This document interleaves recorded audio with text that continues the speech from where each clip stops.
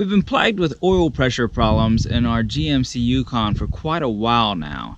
There's another video there I show how to replace the oil inlet tube O-ring, and if you watch that video you'll find that we did find a bad O-ring and I replaced that and improved the oil pressure quite a bit.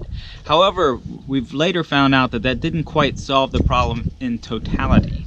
What happens is on really long drives, just from out of nowhere, it'll just all of a sudden the oil pressure will start dropping and the oil pressure light will come on, and you can rev the engine, you'll get a little bit of oil pressure, the light will go off, but then it'll just disappear again, and it tells you to turn off the engine. Anyway, what happens is you pull over on the side of the road when that happens, and you turn off the engine and that oil all drops down into the pan, and then when you start the engine back up, no more oil pressure problems. And I should mention that I have also replaced the filter screen as well as the oil pressure sensor. Neither one of those improved anything whatsoever, and I hate throwing parts at a problem. But the symptoms now, they make me think that because when I had that oil inlet tube off and there was a whole lot of sludge in my oil pan, that there might be sludge somewhere up there in the galleys of that engine and just causing an occasional blockage that just causes that oil pressure to drop. If this video helps you, please help me by clicking the subscribe button. So what I'm doing today is I bought Motor Flush, and I haven't ever used this before, but it's something that you can use before you change your oil, and it'll help kind of clean a lot of that sludge out of the parts of the engine that you can't easily get to. Now what it is it's mostly just some diesel and kerosene mixed together with some other additives that I'm not quite aware of, and the same way I use diesel to clean parts when they're off the car, I guess you can use it to clean parts while they're on the car too. So you put this in your engine, you let it idle for 5 minutes, and then you perform an oil change. We're going to see if this solves my occasional oil pressure problem on my GMC Yukon. Engine is cold. We're going to add the whole bottle.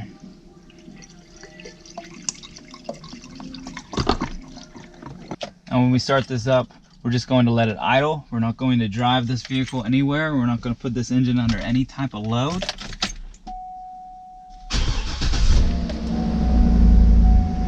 We're just going to start it up and set a timer for 5 minutes. As you can see, this Denali has pretty good oil pressure right now. It normally does. It's just every once in a while, all of a sudden that oil pressure would just disappear.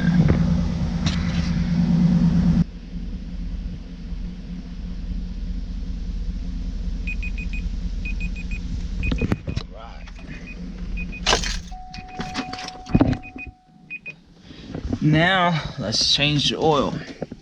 I know a lot of people will claim that the problem is the oil filter and not sludge within the engine, but I wanted to go ahead and show everybody that this vehicle is currently running an AC Delco oil filter, and previously I have had this problem using everything from a cheap SuperTech from Walmart to a Fram Extra Guard.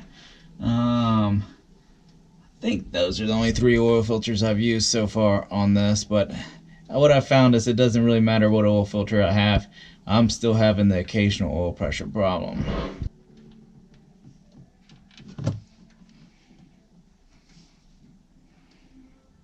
Refilling with 5W30 Dexus approved oil. So I've got that oil all changed, and to test this to see if it works, tomorrow I'm going to be taking this truck on a 600-mile road trip.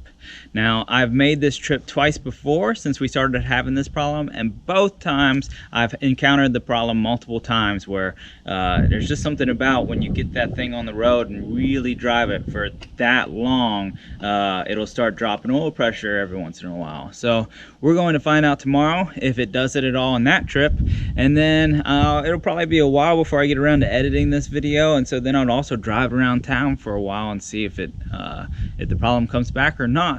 Either way, I'll let you know. Thought I'd go ahead and just show the starting mileage. Let's see what this oil pressure looks like.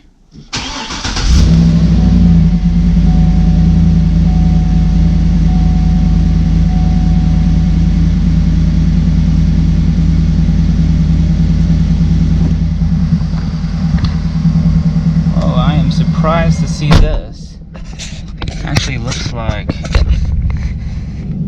hey, look at that. We have more oil pressure on initial startup than before the oil change. And this was a cold engine, remember? So that is a good sign, a very good sign. Look at that. We've been on the road for 2 hours. The engine is really good and hot. And this is the highest oil pressure I've seen on this when warm. Check the mic and make sure it sound right, boys.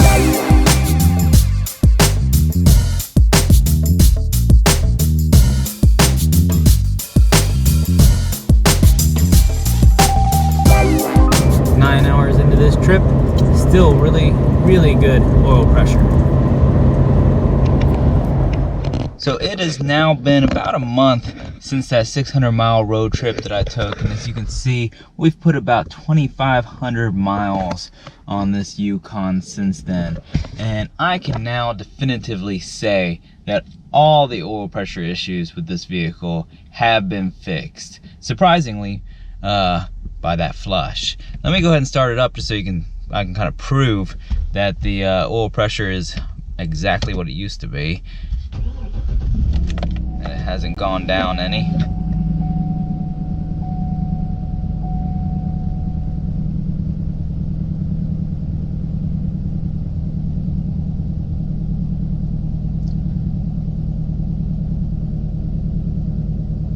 Look at that wonderful oil pressure.